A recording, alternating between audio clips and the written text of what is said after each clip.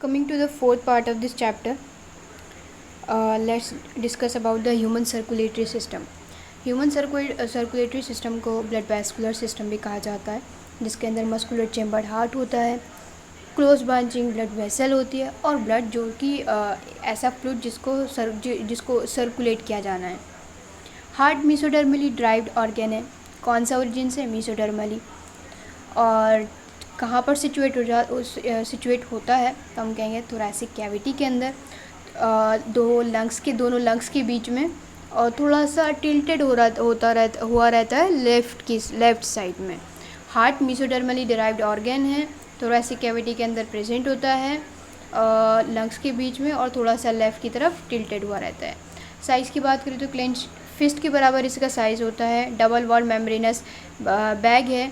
जो पेरिकार्डियम है वो लेयर है जिससे ये प्रोटेक्ट हुआ रहता है। It is protected by a double wall membranes bag pericardium. Double wall membranes bag present होता है जिसे पेरिकार्डियम कहा गया है, और इस पेरिकार्डियम के अंदर क्या होता है? पेरिकार्डियल फ्लूइड प्रेजेंट होता है। हमारा हार्ट क्या है? 4 चैम्बर का होता है, 4 चैम्बर प्रेजेंट होता है इसके अंदर। दो relatively upper atria as compare to the ventricle have smaller size. Atria थोड़ा सा वेंट्रिकल के कंपैरिजन में छोटे साइज़ का होता है। वेंट्रिकल की बात करें तो लोअर वेंट्रिकल लार्जर साइज़ का होता है। अब राइट और लेफ़्ट आर्टरिया, ठीक है, हम बात कर रहे हैं राइट और left. A thin muscular wall called inter atrial septum separate right and left atria. एक राइट आर्टरिया प्रेजेंट होता है और एक लेफ़्ट आर्टरिया होता है। इन दोनों को आपस में जो सेपरेट करने वाला सेप्टम होता है उसको बोलते हैं इंटर आर्टरियल सेप्टम। वहीं और ये कैसा होता है? थिन होता है, ठीक है। आर्टरी के बीच में जो प्रेजेंट सेप्टम है वो कैसा होता है? थिन होता है। वहीं अगर हम बात करें इंटरवेंट्रिकुलर सेप्टम की तो वहाँ पर क्या होता है? ये थिक वॉल्ड होता है। कैसा होता है? थिक वॉल्ड होता है। किसके बीच में? दो वेंट्रिकल्स के बीच में जो सेप्टम प्रेजेंट होता है, ठीक है। Left and right ventricle separate the interventricular septum separates the left and right ventricle. Atria और वेंट्रिकल सेम साइड की। अब हम बात करते हैं, देखो पहले हमने बात करी आर्टरिया राइट एंड लेफ्ट आर्टरी, फिर बात करी हमने वेंट्रिकल्स की। अब हम बात कर रहे हैं आर्टरिया और वेंट्रिकल की। आ रहा है समझ में? क्या मतलब? आर्टरी के बीच में सेप्टम, आर्टरिया और आर्टरी के बीच में सेप्टम था इंटर आर्टरियल सेप्टम जो कि थिन था। फिर हमने बात करी वेंट्रिकल्स की जो कि लेफ्ट एंड राइट वेंट्रिकल को सेपरेट कर रहा है सेप्टम, उसको कहा हमने इंटर वेंट्रिकुलर सेप्टम। वो क्या था? थिक वॉल्ड था। फिर उसके बाद बात करते हैं आर्टरियम और वेंट्रिकल की। तो आर्टरिया और वेंट्रिकल भी सेम साइड से क्या होता है? सेपरेट हुए रहते हैं थिक फाइब्रस टिश्यू से, जिसे कहते हैं आर्टरियोवेंट्रिकुलर सेप्टम, एट्रियोवेंट्रिकुलर सेप्टम। हाउएवर, हालांकि ये जो हर एक सेप्टा है इनमें क्या होती है? एक ओपनिंग होती है। ऑब्वियसली ओपनिंग होगी, यहीं से तो ब्लड पास होगा। तो ये कहते हैं कि यहाँ पर क्या होती है? जैसे आर्टरिया वेंट्रिकल के बीच में क्या होती है? ओपनिंग होती है। आर्टरिया और वेंट्रिकल के बीच में ओपनिंग होगी। तो ये कह रहे हैं कि हर एक septa are provided with an opening through which two chamber of the same ventricle of the same side are connected. However, each of these septa are provided within an opening through which the two chamber of the same side are connected. ठीक है। अब जो opening है right atrium और right ventricle की, वो guard हुई रहती है एक वॉल से जो कि थ्री मस्कुलर फ्लैप या फिर कस्प से मिलके बना होता है, जिसे ट्राइकस्पिड वॉल्व कहते हैं। वही बात करें हम, तो फिर इन्होंने कहा कि जो हर एक सेप्टा है इनमें क्या होती है? ओपनिंग होती है, जिसकी वजह से दो चैम्बर सेम साइड के आपस में कनेक्टेड हुए रहते हैं।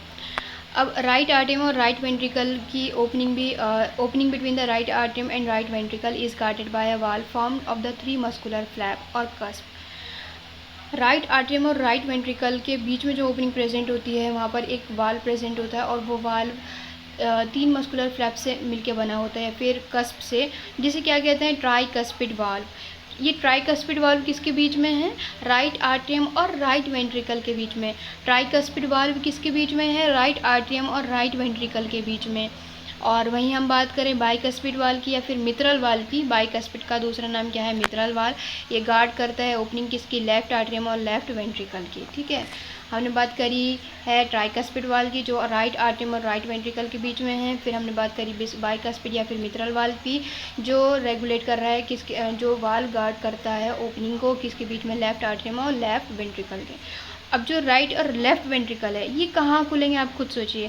लेफ्ट वेंट्रिकल में क्या है, ऑक्सीजनेटेड ब्लड है, और राइट में क्या है आपका, डीऑक्सीजनेटेड ब्लड है। तो जो ओपनिंग होती है राइट और लेफ्ट वेंट्रिकल की, वो कहाँ चली जाएगी, पल्मोनरी आर्टरी और आओर्टा में। देखो आर्टरी वैसे तो ऑक्सीजनेटेड ब्लड लेके जाती है, लेकिन यहाँ पर पल्मोनरी है, दैट मीन्स ये लंग्स में जा रही है ये वाली आर्टरी, तो यहाँ पे डीऑक्सीजनेटेड ब्लड जाएगा। अब जब डीऑक्सीजनेटेड है तो पल्मोनरी आर्टरी की ओपनिंग कहाँ से हो रही होगी, ये हो रही होगी आपकी राइट से, राइट वेंट्रिकल से। तो right ventricle opens into the pulmonary artery, whereas left ventricle opens into the aorta. Aorta क्या है, जो ऑक्सीजनेटेड ब्लड लेके जाएगी टिश्यू तक, ठीक है। तो इन्होंने कहा है फिर the opening of the right and left ventricle into the pulmonary artery and आउटर respectively are provided with the semilunar valve. That means यहाँ पे भी क्या है, वाल्व प्रेजेंट है जो बैकफ्लो को जो ये वाल्स है हार्ट के अंदर, ये क्या करते हैं, फ्लो जो ब्लड का फ्लो है उसको सिर्फ एक ही डायरेक्शन में अलाउ करते हैं कि आर्टरी टू वेंट्रिकल जाए, और फिर वेंट्रिकल से कहाँ, पल्मोनरी आर्टरी या फिर आओर्टा में। इनका बैक फ्लो को प्रिवेंट करते हैं ये वाल्व क्या करते हैं, किसी भी प्रकार के बैकवर्ड फ्लो को रोकते हैं। जो एंटायर हार्ट है, पूरी तरीके से जो हार्ट है वो कार्डियक मसल से मिलकर बना हुआ है। वेंट्रिकल की वॉल की बात करें तो ये काफ़ी थिक होती है एज़ कम्पेयर टू द आर्टरिया।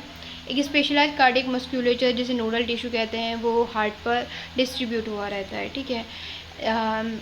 एक पैच होता है टिश्यू का पैच, इसी टिश्यू का एक पैच प्रेजेंट होता है राइट अपर कॉर्नर में, और राइट आर्टरियम के राइट अपर कॉर्नर पे पैच प्रेजेंट होता है टिश्यू का, जिसे कहते हैं साइनो एट्रियल नोड। क्या कहते हैं, cyano atrial node. This cyano atrial node is present at the is situated at the right upper corner of the right atrium, ठीक है।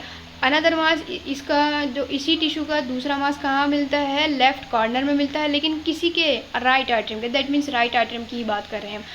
SAN भी राइट आर्टरियम पर प्रेजेंट है और AVN भी राइट आर्टरियम पर प्रेजेंट है, लेकिन SAN की बात करें तो वो कहाँ पर प्रेजेंट है, राइट अपर कॉर्नर पर प्रेजेंट है, और एट्रियोवेंट्रिकुलर की बात करें तो लेफ्ट कॉर्नर पर प्रेजेंट है, ठीक है। एट्रियोवेंट्रिकुलर सेप्टम के पास, अब असल में ये एट्रियोवेंट्रिकुलर सेप्टम के पास होता है, एट्रियोवेंट्रिकुलर नोड। वैसे तो नाम पता चल रहा है इसका, एट्रियोवेंट्रिकुलर नोड, दैट मीन्स आर्टरिया और आर्टरियम और वेंट्रिकल के बीच में जो सेप्टम प्रेजेंट है उसके पास में ये सिचुएटेड होगा, ठीक है। Another mass of this tissue is seen in the lower left corner of the right atrium के लेफ्ट कॉर्नर में जो क्लोज होता है किसके, एट्रियोवेंट्रिकुलर सेप्टम के, उसे कहते हैं एट्रियोवेंट्रिकुलर नोड। एक बंडल होता है नोडल फाइबर का, एट्रियोवेंट्रिकुलर बंडल, AV बंडल, ये AVN से ही कंटिन्यू हो रहा है, जो पास होता है एट्रियोवेंट्रिकुलर सेप्टा से।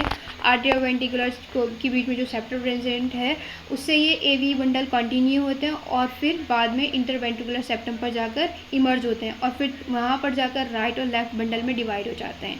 ये जो ब्रांचेज है टर्मिनेट होती है या फिर ये माइन्यूट फाइबर का प्रोड्यूस करती हैं, मतलब ये these branches give rise to minute fiber throughout the ventricular musculature of the respective side and are called Purkinje fiber. जो ये यहाँ से AV बंडल निकल के आ रही थी, AV से निकलने वाले फाइबर्स आ रहे थे, ये राइट और लेफ्ट बंडल में डिवाइड हो जाते हैं, और ये फिर ब्रांचेस किसको राइज करती है, माइन्यूट फाइबर्स को।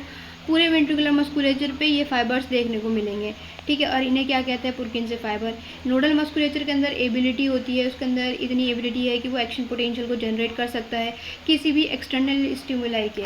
ऐसा नहीं है कि उसको किसी एक्सटर्नल स्टिमुलाई की ज़रूरत पड़ेगी तभी एक्शन पोटेंशियल जनरेट होगा, नहीं। ये क्या कर सकता है, जो एक्शन पोटेंशियल जनरेट होता है उसको डिफरेंट पार्ट में जो नोडल मस्कुलेचर है वो एक्शन पोटेंशियल को जनरेट कर सकता है without any external stimuli, that is it is auto excitable, that means वो खुद से एक्साइट होने वाला है, किसी एक्सटर्नल स्टिमुलाई की उसको ज़रूरत नहीं पड़ती है। लेकिन हालांकि जो एक्शन पोटेंशियल का नंबर है उसको जो जनरेट हो रहा है पर मिनट, 1 मिनट के अंदर, वो वरी करता है नोडल सिस्टम के अलग अलग पार्ट पे। जो नंबर ऑफ एक्शन पोटेंशियल है जो जनरेट हो रहा है 1 मिनट के अंदर, वो वरी करता है नोडल सिस्टम के अलग अलग पार्ट में। SAN की बात करें, जो साइनो एट्रियल नोड है, वो मैक्सिमम नंबर एक्शन पोटेंशियल का जनरेट कर सकती है 70 to 75 पर मिनट। SAN जनरेट कर सकती है मैक्सिमम नंबर एक्शन पोटेंशियल का, वो कितना है 70 to 75 पर मिनट है। और वो रेस्पॉन्सिबल है किसके लिए, रिदमिक कॉन्ट्रैक्टाइल एक्टिविटी के लिए। किसकी, हार्ट की रिदमिक कॉन्ट्रैक्टाइल एक्टिविटी के लिए SAN क्या है, रेस्पॉन्सिबल है। और वो क्या कर सकती है, एक्शन पोटेंशियल को भी जनरेट, मैक्सिमम कितना जनरेट करा सकती है 70 to 75। और इसी वजह से इसको क्या कहते हैं, पेस मेकर कहते हैं। ऑब्वियसली SAN को पेस मेकर कहा जाएगा क्योंकि ये इनिशिएटर है और साथ साथ क्या करा रहा है, रिदमिक कॉन्ट्रैक्टाइल एक्टिविटी को मेंटेन कर रहा है। हमारा हार्ट की बात करें तो वो 70 to 75 टाइम्स 1 मिनट के अंदर नॉर्मली बीट करता है, average 72 beats per minute. Cardiac cycle बहुत बड़ी है। अब हम बात करते हैं कार्डियक साइकिल की, कि हमारा हार्ट किस तरीके से फंक्शन करता है। एक लुक देखते हैं इस पर। तो सबसे पहले हम देखते हैं कि 4 चैम्बर जो हार्ट के हैं वो रिलैक्स स्टेट में है। फर्स्ट ऑफ ऑल आप अपने माइंड में, दिमाग में रखिए कि आपका हार्ट जो है रिलैक्स स्टेट में है। क्या है, जॉइंट डायस्टोल। डायस्टोल का मतलब क्या है, रिलैक्स कंडीशन में है। अब देखो, जो शुरुआत वाले वाल्व्स थे, ट्राइकस्पिड और बाइकस्पिड, राइट आर्ट्रियम और वेंट्रिकल के बीच में जो प्रेजेंट थे वाल्व, सेम उसी तरीके से लेफ़्ट आर्ट्रियम और लेफ़्ट वेंट्रिकल के बीच में जो प्रेजेंट है। तो ये जो वाल्व जो हैं ये खुले हुए होंगे इस टाइम। तो इससे क्या होगा, जो ब्लड पल्मोनरी वेन्स और वेना कावा से आ रहा है वो लेफ़्ट और राइट वेंट्रिकल में आ सकता है through the left and right atria. अब आप एक बात बताएं, पल्मोनरी वेन्स कौन सा ब्लड लेके जा रही हुई, ऑक्सीजनेटेड ब्लड की डीऑक्सीजनेटेड ब्लड। हम कहेंगे कि पल्मोनरी वेन क्या लेके जा रही हुई, वेन्स वैसे तो डीऑक्सीजनेटेड ब्लड लेके जाती है, लेकिन यहाँ पे पल्मोनरी वेन्स दे रखी है। दैट मीन्स ये लंग से आ रही है वेन्स, तो इसका मतलब ये ऑक्सीजनेटेड ब्लड लेके आ रही है, ठीक है। तो यहाँ पे पल्मोनरी वेन्स कहाँ खुलेगी, पल्मोनरी वेन्स और वेना कावा कहाँ खुलता है, लेफ़्ट और राइट वेंट्रिकल। ब्लड की बात करें तो ब्लड जो है पल्मोनरी वेन्स और वेना कावा से खुलता है लेफ़्ट में और राइट वेंट्रिकल में, इसके थ्रू लेफ़्ट और राइट आर्टरिया में, ठीक है। पल्मोनरी वेन कहाँ खुलेगी, लेफ़्ट आर्टरिया में। और वेना कावा कहाँ खुलेगा, वेना कावा कहाँ अपना ब्लड डालेगा, राइट वेंट्रिकल से, फिर उसके बाद राइट आर्टरिया से राइट वेंट्रिकल के अंदर, ठीक है। तो यहाँ से कन्फ्यूज़न हो जाती है, थोड़ा सा इसको एक बार और रिवाइज़ कर लेते हैं। जैसे कि ट्राइकस्पिड और बाइकस्पिड वाल्व क्या है, खुले हुए हैं, ठीक है।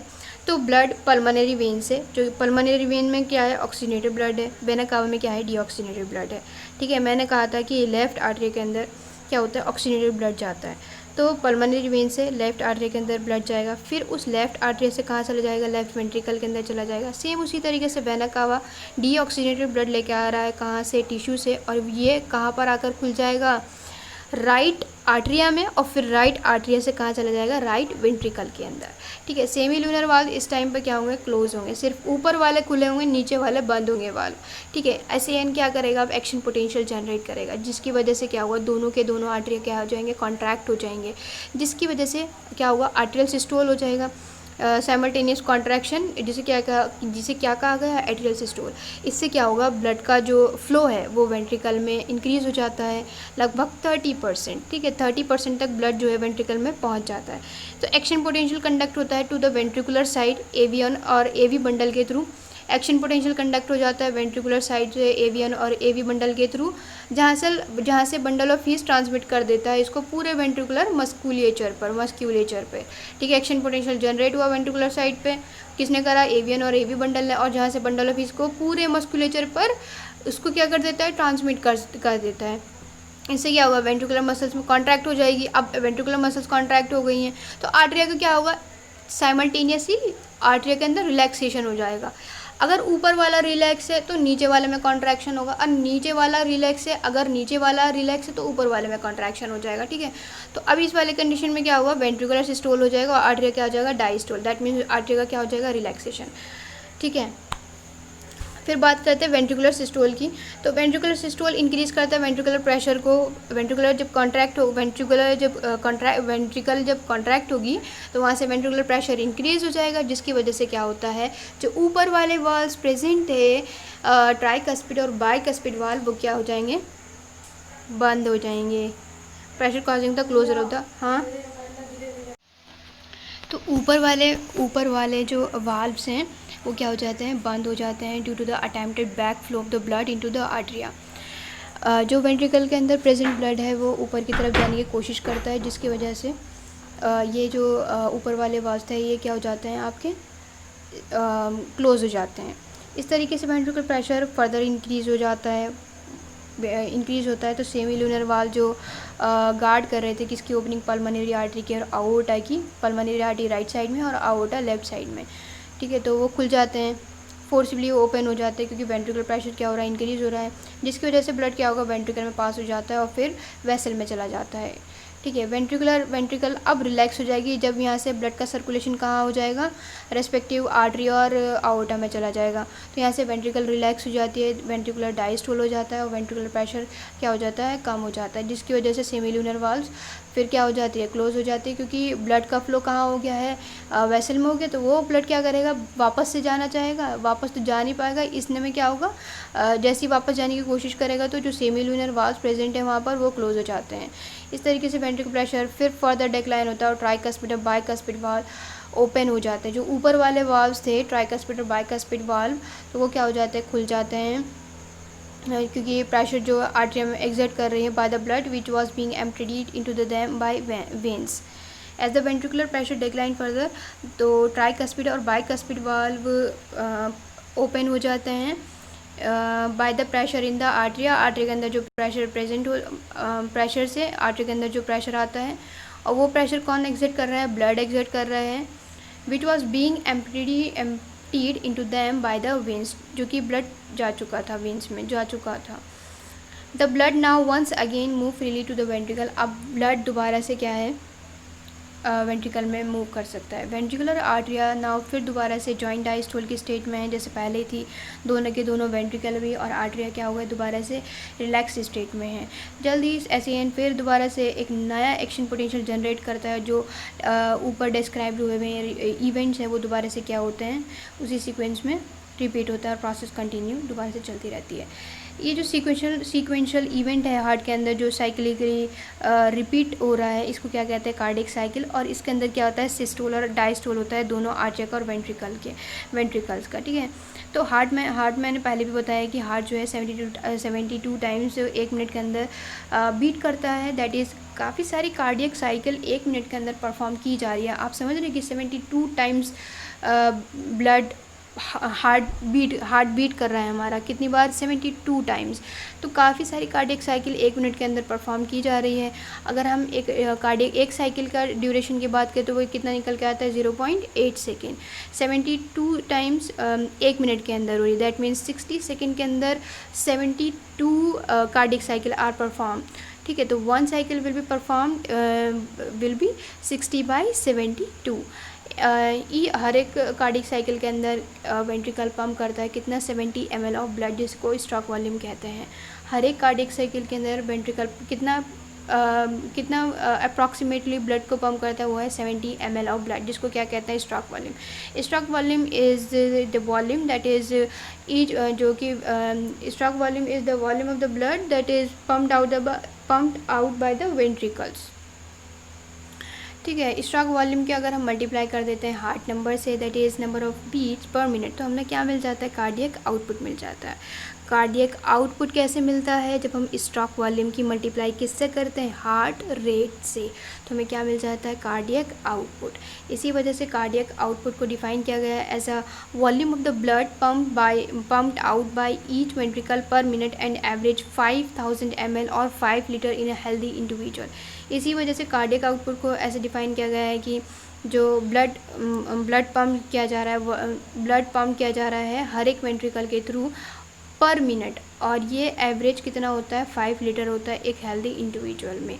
कार्डियक आउटपुट को डिफाइन किया जा सकता है एज अ वो वॉल्यूम ब्लड की जो हर एक वेंट्रिकल पंप कर रहा है 1 मिनट के अंदर, और ये लगभग 5 लीटर होता है एक हेल्दी इंडिविजुअल के अंदर।